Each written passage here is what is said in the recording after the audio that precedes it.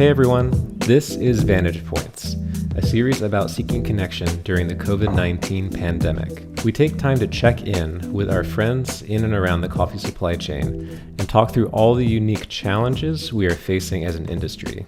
Today we talk to Abdulrahman Saeed of Sabcomeed about coffee production in Yemen, the history of Mokha, and the importance of high-purpose business. Why continue to do the same thing or wait for others to basically do something new and then everyone follows?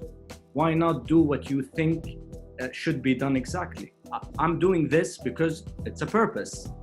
At the end of the day, high-purpose businesses, high-purpose products take time, they take effort, but the end goal is worth it. Abdul, this is the first time we're speaking face to face. I love it. It's so great. It's so great to see you and say hello to your face. You as well, definitely. I'm Abdulrahman Saeed, the founder of Sabcomeed. And we've been doing this for 3 years now, working with Yemeni producers. And yeah, I got to meet Nico and the LWR team around a year and a half ago, almost, with Rick and other members as well. You're in a really interesting situation where you're working with Yemeni farmers, but you're also in the Emirates right now. And I'm wondering if you can explain right now, personally. In Jeddah. Where are you? I'm in Saudi, Jeddah. Okay, great. I was wondering if you could kind of explain what that means to have a business that you're running from a distance, but also what it means during this time of COVID-19. Definitely. So basically, our company was set up in Dubai, the UAE, because logistically it was easier to be set up that way since I hold nationality from the UAE, but originally I'm from Yemen. So I haven't been to Yemen once yet, given that I have a UAE passport. And so for 3.5 years, almost right now, I set up this whole operation remotely on the phone. So, I mean, if you're committed, you're going to find a way. And we're going to do whatever it takes to basically help these farmers. And for 3 years, we've been basically trying to learn the specialty market. I mean, to be completely honest with you, in college, when I used to be in Boston, I used to drink Maxwell House. So it's a huge improvement from where we've been. I'd say. Definitely. But there's a lot of challenges in terms of market access, especially with the Yemeni origin, because there are certain fears. And the way I see it, this situation right now with Corona is actually a blessing in disguise in terms of it kind of put a light on the Yemeni situation. In a sense, right now the whole world is kind of reflecting and being kind of conscious of what's important and what's not. And if you're talking about the emotional state of pressure and business and the unknown and multiple variables at one time going on, I mean, this is something very, we're used to it, because in Yemen, we have, let's say, a political climate that's unstable. We have socioeconomic conditions that are very low. So we have to cater to so many things. So if you want to compare the world before Corona, Yemen was at a state that is similar to what's going on right now in the world, always. So for us, it's not, nothing has changed. And if you see, there was only one case in Yemen, I think 3 days ago, or this last week it happened. And as far as I can tell, Yemenis are not affected in Yemen in terms of Corona, because there was a war there, or now the war kind of stopped a bit, but no one goes into Yemen or out of Yemen as in to do business or tourism or anything like that. So Yemen is pretty disconnected as an origin, even though its relation to coffee history and its significance and the name Mocha itself has been diluted to a point that now the name Mocha is synonymous with chocolate, mother, car, you name it. So the name Mocha has been so diluted to the point that we cannot attach its correct meaning to Yemen. So this is the whole challenge that we have. It's not only bringing an 88 score or an 89 score or anything like that, even though it took us years to achieve that. But even with that, right now, it's about reclaiming the identity of the word Mocha in terms of Yemen, and really having people or roasters understand that, okay, we have some producers that produce 50 kgs or about 100 pounds the whole season. The reply that we usually get is, well, this is too little for us. How can we sell it? We can't sell it. But to me, that's not really justifiable if you really believe in what we do, and you will take the whatever the necessary steps to do in order to really like take this origin into the value and the stage it deserves. So in a nutshell, there's a lot of things we have learned in the past 3.5 years, and also right now things are kind of connecting together in putting Yemen into a position where it's a good position, let me say, and I can explain further later on about this, no problem. You know, maybe yesterday or the day before we were talking about how, you know, people look at the price tag of Yemeni coffee and, you know, the shock of that. But when you understand the work that goes into getting this small amount of coffee out, I was wondering if you could kind of walk through what those challenges are for you and how that's reflected. Okay, definitely. So what we do is we remove all the risk from the farmer and we take on all the risks. What I mean by that is that rather than, for example, making the farmer pay for any costs of production, we build the drying beds from scratch. We take them into the villages, even though it's more costly for us, we can just buy the cherries and then take them to the city and buy them. But the reason why we do that step is a conscious step, because we want the farmers to see a tangible form of being achieved within their community, to feel that they're part of the community. But the costs that go into making Yemeni coffee high is the following. So the cost per kg of cherry is about $2.6 to $3 because the ratio is almost 10 to 1. So 10 kgs of cherries will get you 1 kg of final bean after processing.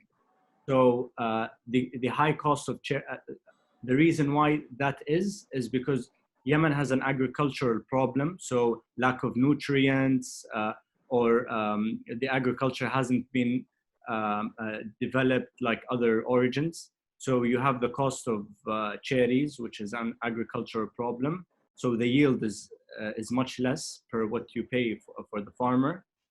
Cost of beds, cost of diesel, cost of petrol, cost of transportation, cost of packaging.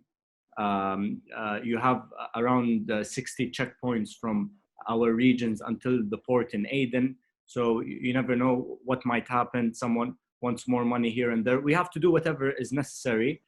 That's why at the end product, we are lucky if we get, for example, after the process is done, the coffee is moved, after it's hulled and it's packaged, it's moved to Aden, the port in Aden, and then it's shipped to Jebel Ali in Dubai in our warehouse. So we are lucky if it arrives to Jebel Ali with a $45 to $50 cost of operation and whatnot, cost of goods, cost of operation, everything. So at some points, I had to sell our coffee less than what the cost of production is. So for example, $30, $20. One time, our first year, because I struggled so much, we sold it at less than $10. But Wow. this is something that we had to do just in order to maintain the business and go on. And I mean, some roasters, I'll be completely honest, we said $60. They didn't even negotiate or say anything. And namely, Dark Woods, Damien, I have to applaud people like that. I will never talk bad about people because that's not my stance, but I will always talk good about people, and Damien, Darkwoods is one of them. So some people understand, but Yeah. some people will require, let's say, no, I need I can't justify $50 coffee for green because it scores 87, 88. But from our point of view, I learned more about roasters. So now if I open a roastery, I think I can kill it, really. I'm not joking. Because I learned more about roasting and what the consumer wants in terms of a blind spot that roasteries don't see. What I mean by that is that we have consumers asking, how can I try your coffee? Where can I get your coffee? Even though they're not specialty drinkers. So my point is that consumers are willing to pay that premium for Yemeni, but roasters are almost, and I don't mean to generalize, but this is the consensus, roasters are almost complacent in the fact, okay, my Brazilian is working, my Ethiopian is working, so let's say the mass wholesale accounts are working. But what we see now is what? It's almost the people who have focused and took the extra effort to focus on, let's say, online, dealing directly with the consumer, their wholesale accounts, once they got affected, they had a backup. Because right now, I can connect directly with my home user as the consumer, and I can provide them unique origins that are high-purpose products. Because now what we see is people are sitting in their homes, no matter what your job is, coffee or not, you're reflecting and thinking of what's important. Because right now, the way I see this thing as a blessing, to my point before, is that people will become more conscious consumers and they will focus on high purpose business. So that's what we consider ourselves, is a high purpose business. I could have,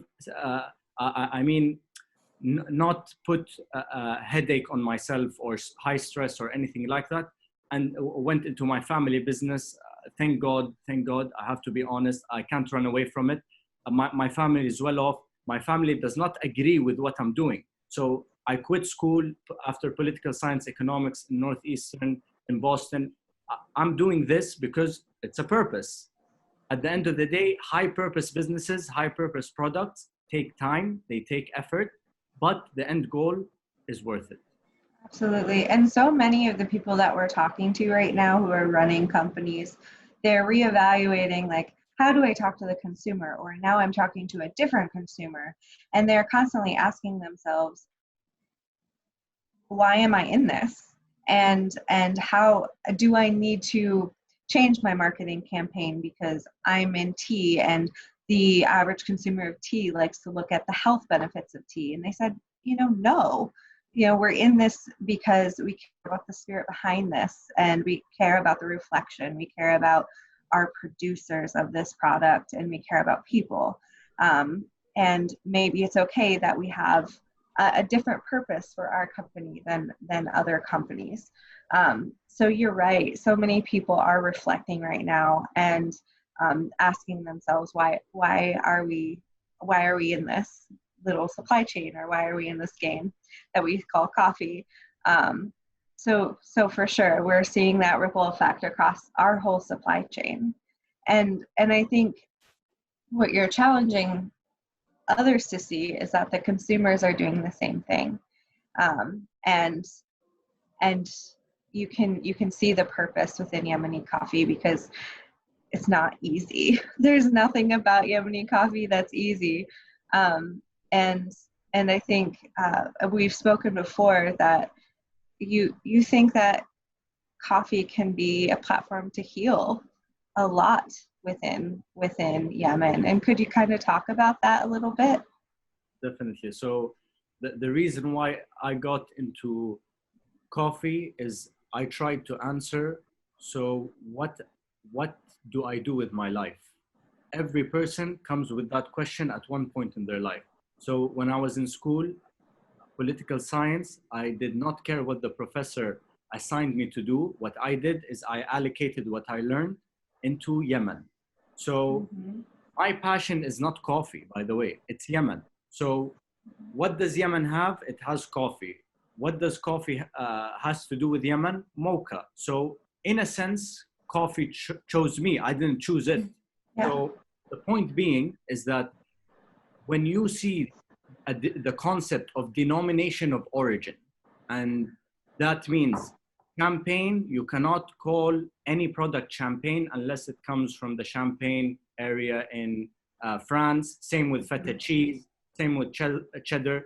My problem is with the common use of food names, and people have, when I say people, I mean companies have misused the word Mokha to profit. You name Yeah. it, Starbucks, Watered it down. and a lot of people have used the name Mokha to profit. Now, how can we say, okay, guys, no problem. What can we do to fix it right now?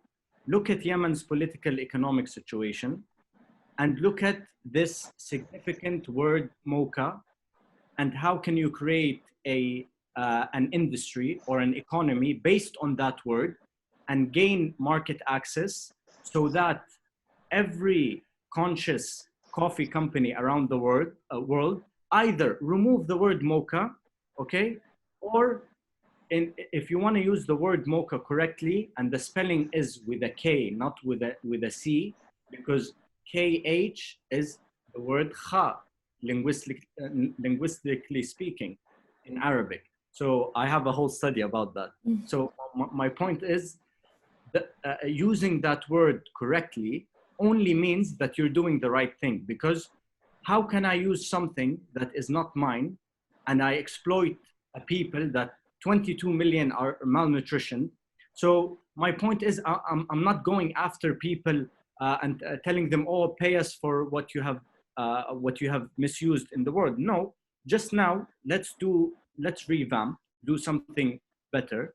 And every roastery, if every roastery around the world buys 30 kgs, Yemen's production is only 10,000 tons, if that. I don't believe the statistics, if that even. So the point is there is a tangible solution and a whole plan that could be drawn if the coffee community, with this very viral word Mokha that even a child understands, this could be something that completely transforms Yemen and can help actually millions and millions of people. I guess for me, like, I think I've had Yemeni coffee like once or twice, and it's always that price point, and like trying to figure out how to convey that to consumers is the biggest challenge as a roaster. Like, I know why it's worth so much. I know the hands that are involved in it. I know that the economics of a different country is also involved in it. But conveying that to a consumer in coffee is still hard. Like, I think the climate is changing a little bit where people are appreciating it more like wine, where it's like something that's a luxury, but that it's usually like the price point is like what's hard about that. Not because, again, like I said, I don't understand it, but like, how do we convey that to consumers? Like, why it's different, why it's more expensive. And this is very enlightening for me because I've never actually been able to talk to someone from Yemen or who's working with Yemeni coffee about this stuff and like everything that you're going through over there and your economics and your infrastructure and like what your money is worth compared to ours and how all that works. So, I mean, I'm just absorbing all of this. So I don't know if you want to, if there's anything I said that you want to expand on, but I think you're doing a wonderful job. I've just been sitting here kind of in awe of it. Thank you. Just to point that out. So I had the same problem that you have.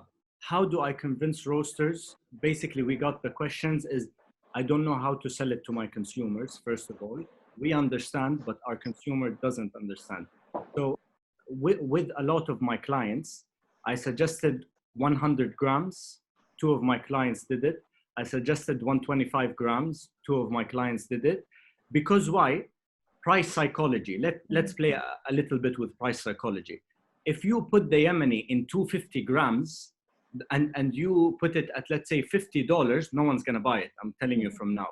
But if you put 125 grams per kg, okay, which is 2.2 pounds per kg, that will make you 8 packs. So 125 grams per kg will make you 8 packs. Now, if you dilute the price or distribute the price that way, it makes it more affordable to the consumer. But making it as 125 grams also signals that this is special. Exactly. But the problem that we are trying to solve as well, we don't want Yemeni to be a limited edition. And I'll tell you why. If a roaster buys, for example, 100 pounds of Yemeni coffee, and after the roast loss of 15%, whatever. But my point is, a roaster can play it month by month in order to, for example, throughout the whole year, that 100 pounds, even if you paid $100 for it, I'm saying $100 even, per pound or per kg, you name it. My point is, throughout the year, some of my clients move 8,000 kgs a month. Some of them move a container a month. My point is, what's 100 pounds to a container? All you have to do is actually just put a different focus on how you sell the Yemeni. But you can gauge it in a way that every month you kind of supply and demand and pricing at the end of the day. This is a 1 out of 1 coffee, let's say, or 1 out of 1 farmer. So therefore the price will be higher. It's like getting a 1 out of 1 car, you know what I mean? Or any product like that. It's simple. When you put it logically like that, then it becomes more conceivable. Oh, okay, yeah. But I get it. Roasters are so busy, and we are all so busy to the point that we have, let's say, 5 origins, 3 origins. We are so busy with logistics and pricing and demand with the consumer and getting our product out there that we don't have the time to put it that way. So yeah, but you brought up an excellent point of this balance of respect for specialty, for something limited edition, as you said, and that's the initial thought of somebody formatting Yemeni coffee and introducing it and testing the water with their customer base. But there's this other side of responsibility to our farmers and our producers and our exporters, and that's a long-term relationship. So it is necessary to present to people the possibility of, you can present this as special and small, just like you do with your customers, of saying smaller coffee, better quality, you know. But on the other side, how do you make it approachable for them to support you long term?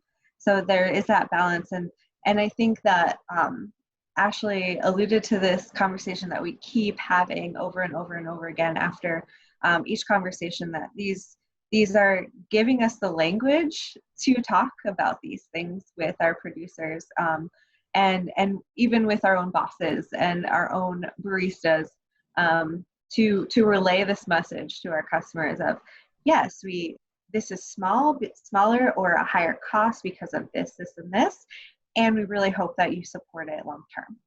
So it's, I don't know if Ashley is feeling the same, but yeah, this is definitely giving us the language to portray that, and I hope the people who view this series also kind of can support Yemeni coffee in a different way. I also study politics, and that coffee was a platform for me to care about people, and the politics of coffee has always been very fascinating to me. So I hope that the people who view this, who are more of like that customer base, that front facing, can relay that message that, you know, these are many ripple effect economies that are being supported by this one supply chain. So it's just really interesting to hear that from you. Yeah, I think it's interesting because I feel like in Yemen right now, this is, although we're coming together to connect during COVID, that's what's bringing us together, and coffee's bringing us together. This situation of Yemeni coffee being represented in a way that works is not outside of just COVID. So I'm grateful that this could bring us together to talk about that a little bit more, because that's the whole idea, is like giving people a platform to share ideas that might inspire and something we haven't thought of, and getting to corners of the world that we haven't been able to experience. So, and I think you again, you reflected on the fact that, you know, Yemen is very isolated and kind of used to this crisis, this ebb and flow of crisis. But how have you personally, as a leader within your company and within your corner of the world, how have you had to show up for people specifically in reference to COVID-19? Or has it been the same for you, like you said? Well, for us, it's everyone's calling me asking, oh, how's your business going? So even friends, family, but for us, like I said, nothing has changed dramatically. But in terms of getting our shipment out, that's still if it took 1 month, now it's going to take much more. In terms of any expected investment that we had or plans, now everything is on delay. But all we can do right now, and my message for roasters, is that let's not be narrow-minded, and I don't mean to be insensitive or disrespectful at all. What I mean, let's not be narrow-minded, is that an 80, 85, and 88 Yemeni is not like an 88 Brazilian. So you can't compare apples to oranges. That's my simple message, and everyone can think for themselves.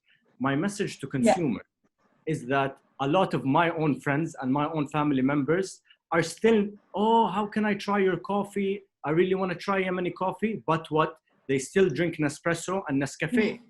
So my point is that if you really want to act as a consumer, you need to maybe change your habits and try to learn how to make a Chemex or a V60, or get into specialty.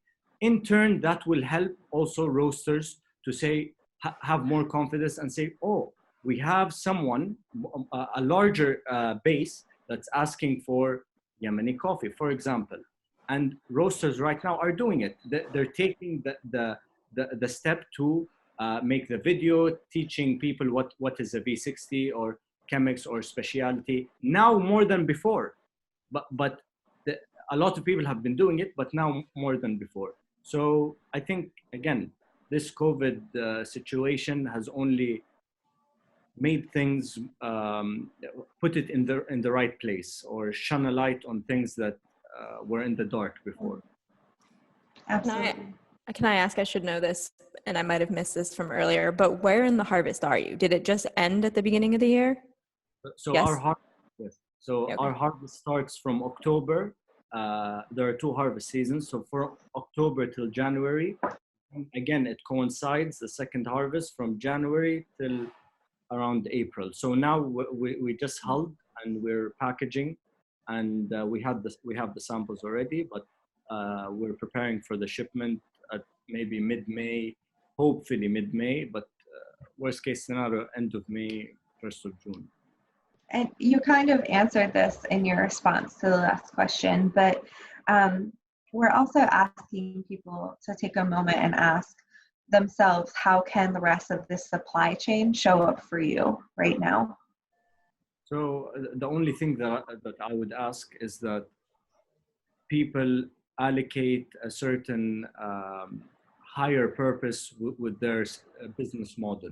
So I mean, we can all do business and we can all make money the easy way, no problem. But adding a bit of higher purpose to anything that you're doing, whether it's a menu, whether it's a it's sourcing a coffee, whether it's you as a consumer, you want to donate, don't donate, buy coffee. Like literally, I mean, I don't mean to sound ungrateful or anything like that, but I don't agree with the idea of donate. I'd rather agree with sustainable business and long term. That's what I feel, honestly. I'd say it's the Yeah, idea I think we change both with your felt dollar. just Yeah. It's like creating change with your Yeah. dollar, purchasing power. Like, Thank you. Yeah. And we were talking about that sustainable giving concept within coffee with Lenora and Sam from Counterculture Coffee. Sam is creating a system for people to donate coffee to people on the front lines in the US of COVID-19, from healthcare to people working in grocery stores. And he made it sustainable by people buying that coffee. So often people of coffee want to donate and give, but it only goes so far. So by creating a system for people to purchase that coffee, and then he can then pay for any donations given to him by other coffee shops. It's just this balance of taking care of one another in a sustainable way instead of just give. There's a gap in that for sure. So you hit the nail on the head with that one. 100%. Wonderful. Abdul, do you have any questions for other people within the supply chain that we can relay to them as we navigate these recordings? The only thing that I mean, I'm wondering about is that I guess in terms of the way I see specialty is it's a side effect of the commodity industry in terms of coffee. But my question to actually roasters, because I don't deal a lot with other green bean suppliers, but my question and my mind is always with roasters. I don't understand, or my question would be, why would roasters focus on blends rather than focus on single origin? Because we have moved from, let's say, commodity to a single origin, single estate, single farmer. But why are you continuing to do blends or lesser quality coffees? I mean, that's my question, because if you do higher quality and single origin, single estate, then the whole supply chain benefits. I mean, we need to move the right way in terms of the specialty and not keep going back of what's cheaper, what's easier, and what the consumer wants. Because honestly, the consumer doesn't know what they want, including myself, until it's out there. You know what I mean? So my question is, why continue to do the same thing, or wait for others to basically do something new and then everyone follows? Why not do what you think should be done exactly? And it's an open-ended question. Well, I mean, I think that we can reflect for a few moments and answer that a little bit. As from this side, like I've been that roasting company that has had to make those decisions. Ashley and David also are a part of that system. And you're right. Sometimes the consumer doesn't know what they want, and it's daunting. Just like wine is daunting. When you don't know anything, but you want to step into it a little bit, why not create a product that is approachable as a first phase, a first conversation, that is a palette that is recognizable to them, but higher quality and a better value chain. So think of it as a gateway, right? And often, I think within our business models, that is also beneficial. We want to support people, and maybe they have a product that is lower quality, but you need to buy more of that farmer's product, right? You need to support them in other areas. That's not that 88 point, it's that 84 point. You can make that 84 point better by blending it with other things that have more acidity, but is lacking this nutty note or that sweet note. So it is about supporting that supply chain. in those ways. And I think your question challenges people to do that more intentionally, and thinking through, how do you blend and what do you use to blend? What is the reason behind that? I know in the companies that I've worked for, those are the reasons behind it. It's a way to support people that you really care about within the supply chain in a way that's approachable and sells long term, so you can keep that long-term relationship going. But yeah, our consumer base needs that gateway, and that's what I've experienced. And then they get hooked, and then they love that pour over or that batch brew that is that single origin, that is maybe tastes like grapes or apples, and it's just that unique flavor profile, and it's that conversation starter. I don't know, Ashley, from your point of view, how you would answer that, but that's how I would answer that question for sure.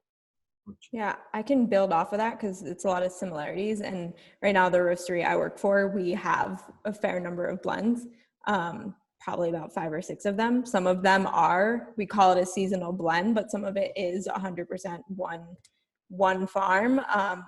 So we're interesting too is that we have a darker roast, and again, it's not going to be as dark as like maybe a second wave roaster or Starbucks or something like that, but it's a way that we can buy only 84, 85 plus coffee and buy a lot of it, and then also still hook someone who might not be turned to specialty yet. It's like a way to get them in. And then from there, we have our blends, which like Nico said, we also blend intentionally. So we have 2 espresso blends, and they're made to sort of interact with the milk in a certain way, and one that has a little more brightness and one that's very like chocolate, nuts, caramel, cookie dough, like stuff like that. And all of that. The reason I think when I first started in coffee, I was the same way. And first as a buyer of like, I only want like 87, 88 plus, and I only want single origin. And then after a few years, I think the idea of it and realizing that you can reach a wider audience from that, and then create more impact by being able to buy a farm's entire lot instead of just like 100, or not 100 pounds, I guess 1,000 pounds, like say a pallet, like 1,000 pounds, 2,000 pounds. I can now buy 40,000 pounds and reach people in a different way. I can reach restaurants now. I can reach, like the people who might think that coffee is too acidic and hurts their stomach, so they can't drink the Africans. Like I can reach them in that sort of manner. And then maybe one day they look at one of the other bags and they ask about how to make a pour over at home, and they buy a single estate Ecuador or Yemen or Uganda or something. So it's a gateway for sure, but it's also a way I think that you can support really wonderful experimental coffees that are anaerobically processed, or Yemeni that is very expensive, all the way down to a coffee that might be 83, 84 points, which is still amazing. Specialty is still only the top 5 coffee produced, like top 5% of coffee produced in the world. So all that 80 plus coffee is still wonderful, and I want to get it out to people. Yeah. Well, we've definitely had that pendulum swing in coffee, and it shine of like, we need to be extreme quality. We need to show the intentionality, and that we weigh and we do all of these things and we experiment, and that it's science, right? We went through that pendulum swing, and now we're coming back to this. We also need to be approachable concept, like an 84, back to you, Abdul, with your point of, Yemeni coffee of an 85, 86 versus a Brazilian 86 are different fruits. They're different flavor profiles altogether. We're walking through that fact now as an industry of, and 84 coffee can kill it. It can be delicious. It can be amazing. And it's about where it's from that differentiates it. So it's definitely like that pendulum swing, and it's about that intentionality behind it. It's the, why are we buying this coffee? And where are we putting it? And how do we make sure that we can support it long term because people are buying it, right? The economics behind this coffee. I will add too that like even when we buy larger lots that might be a regional or a co-op in order to blend, which isn't always the case. Sometimes our blender lots are from single estate farms. We don't forget about finding that information out. Like I always intentionally purpose of like making sure I'm working with importers who I know I think in specialty, we're all trying to operate outside of the C market and be insulated from that sort of up and down to create a partnership that's sustainable and long-term where everybody's winning and it's viable. So I think like we don't forget that. Like I buy blends to make sure I know where they're coming from and also give that information in our write-up and our marketing on the website. And lots of times we will also offer that coffee as a single origin as well. Absolutely. So, like kind of a workhorse coffee that can be a little bit of both for sure. So it's like taste it on its own and then taste it blended with this Ethiopian and see the differences and how it changes and a different roast profile. So. Yeah. Abdul, how do you feel about that response? Is it just like, well, I still feel like that's shit answer, which you can say, you can say, challenge it. That's fine. Look, like I said, if I have a roastery, I understand the gateway concept. It's a valid point because I challenge people like this all the time. Yeah. But the which point I love. is, the point is, it's basically the way because I converted people not into Islam but into specialty drinkers. Yeah. The way I convert them is they're smart people, work at Goldman Sachs, McKinsey, you name it. Okay, as soon as they taste at 89 coffee and 90 plus that I bring to them, they're like, whoa, what do you mean? Is this coffee? I'm like, yes, this is real coffee. So the way I capture them personally is not through a blend, okay? Because they're drinking Nespresso, they're drinking blends all their lives. The way I capture them is with a cup of excellence. I capture them. Basically, I mess up their palate. Mm-hmm. Literally, I destroy their palate on purpose. And when I give them a geisha, I purposely give them a geisha so that anytime they try anything else, it doesn't go up to standard. And I say a geisha because a geisha is very potent in that aspect. So I understand why people do it, but the way I would do it is basically take them to what coffee can be in terms of an experience they have never tasted before. So yeah, absolutely. And I feel like I've definitely experienced that as a barista or a roaster or like within that setting. And the people who are coming in getting their lattes or, you know, a flavored kind of drink, that entryway, that's what they're coming in for. They're there for the caffeine. They're there for, you know, their treat for the day. And when they come back, and once we have that relationship with them, that's when we can challenge them. That's when we can give them that, you know, I'll walk around with a craft and say, do you want to try this really awesome coffee? I just met this amazing farmer. It tastes like this, and you shock them. And that's when you hook them. But your kick-ass vanilla latte is what brought them through the door. Okay. You know, that's what you're experiencing is you already have that relationship to challenge. And we have to kind of, this is foot traffic. This is a person coming in and walking past ceremony and saying, I need a pick-me-up. This is a coffee shop. And then the barista or Ashley happens to be doing a cupping in the lab, you know, happens to be doing something amazing and challenges and says, this Ethiopian coffee tastes like blueberry pie. And all of a sudden you've shocked them into realizing that coffee is something different. We all had that moment. Like that's how we all got here is like you had your first natural and you're like, what just happened? Yeah. So you're like, this is what I'm going to do now. Right. So, I mean, we want to do that. And like, just as Nico said, I was going to say it before she did, is like, we're always going to have more sustainable buying practices and buy better coffee than like a second wave shop, or not to throw Starbucks because everyone's also first specialty experience with Starbucks, but we're going to do it better than Starbucks. So we want to get those people in our door. And then, yes, like I hold monthly cuppings, hopefully getting someone. And every time it happens where someone's like, really? Like this is coffee? Like, just like you said, like gospel. experience. And you so know? then that way we can buy more of it. It's like event, and I have, even just in the year that I've been at Ceremony, I have been able to buy more amounts of single origins. And so that's the goal.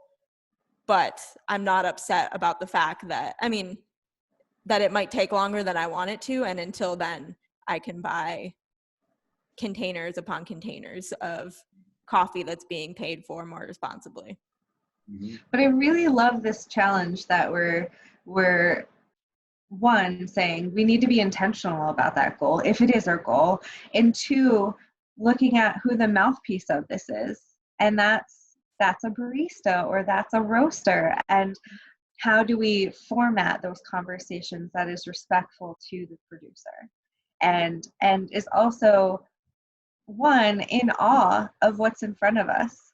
You know, when you have a Yemeni coffee in front of you, be in awe of what is different about it, and share it.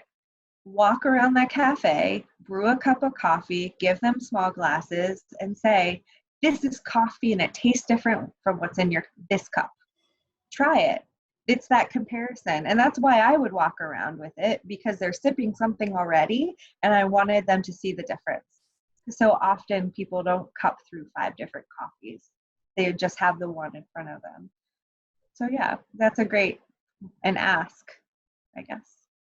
And it comes down to our training too, like as roasters, our training of our staff who are going to be that voice. So Yeah, a good reminder. That's a great point, actually. That's a really great point, because I mean, when I get shocked is when people are deep within the specialty industry, let's say owners of roasteries, very well-known ones, and then I ask them, where does the word mocha come from? And they're like, what? You know what I mean? Seriously, I'm not joking. It's a big of course. history. And that's when I realized, oh, okay, well, I think I'm assuming that everyone knows Yemen, Mokha, that's something like common knowledge to me. You can open any history book and it would tell you. But it's a good point that you said about training. It's how well-rounded are you when you're dealing with origins. And some people, I'll tell you that, will buy Yemeni only for the hype. They will have it 1 year, they will never have it again. The point being is that they are following their competitors, quote unquote. But as far as I see it, I don't have competitors. Even when I don't have coffee, I recommend people to Kimma, Faris Shaybani, to Mukhtar, to anyone. For me, it's a win-win situation. I don't see it as, oh, they're not buying from me, so I should, for example, not tell them to buy from others. No, it's fine. Yeah, in specialty coffee, it's definitely the rising tide will lift us all situation. Like we all need to work together to get the consumer to change their mind. So thank you. Well, thank you so much for this time with you, and for being honest. And although you're not feeling the ebb and flow quite the same of COVID-19, that you're sharing that about what's so unique about where you're working and how you're working, who you're working with, that crisis is kind of the norm. And the ebb and flow of that is really good to reflect upon in certain regions of the world, that, you know, that perspective is important. Is there anything else that you would like to share with people? A final note? Final note, if you really want to taste that Yemeni coffee, then you have to learn how to make a Chemex or a V60 or whatnot. You can't just say, I mean, if you're serious about it, but I mean, I could rant about that for ages, because this is how I am. I'm a bit aggressive in that point, but it's all in good intentions, honestly. Wonderful. Awesome. Well, thank you so much. And we appreciate your time. Thank you for your time and the questions. Yeah. Yeah.